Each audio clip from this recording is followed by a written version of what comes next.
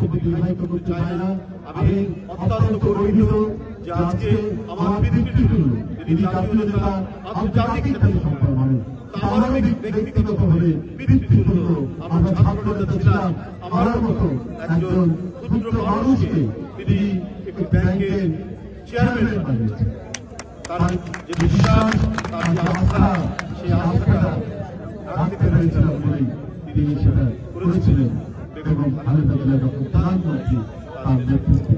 তাই বন্ধুরা আমার, তার স্মৃতি নিয়ে আজকের যে ফুটবল ম্যাচ এখানে অনুষ্ঠিত হয়েছে, ইতিমধ্যে নিশ্চয়ই আরো সেমিফাইনাল হয়েছে, কোয়ার্টার ফাইনাল হয়েছে, আজকে ফাইনাল হচ্ছে।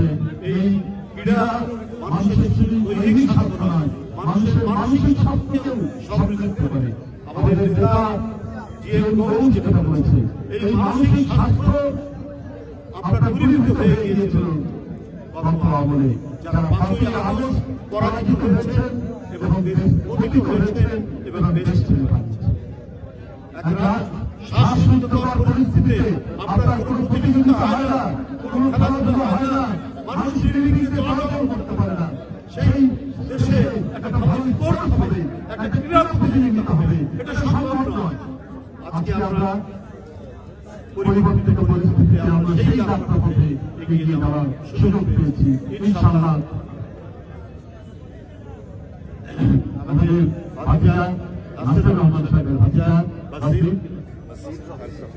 বাসির এবং সাকিবকেও আমি ধন্যবাদ জানাচ্ছি।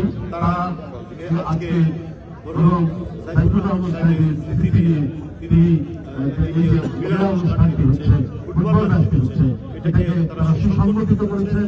তাদের দক্ষতা দিয়ে, তাদের নেতৃত্ব দিয়ে আমি তাদেরকে ধন্যবাদ জানাচ্ছি। যারা সাইফুর রহমান সাহেবের নাতি হন, আমি তাদেরকে আন্তরিক ধন্যবাদ জানাচ্ছি। এবং আজকে এই ফাইনাল খেলার আমি সার্বিক সাফল্য কামনা করে আমার বক্তব্য এখানে শেষ করছি। আপনাদের সকলকে ধন্যবাদ।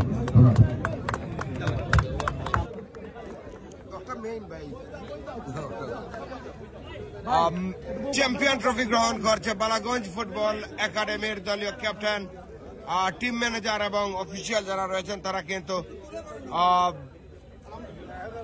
চ্যাম্পিয়ন ট্রফি এবং ক্যাশ এবং প্রাইজ মানি 2 লক্ষ টাকা প্রাইজ মানি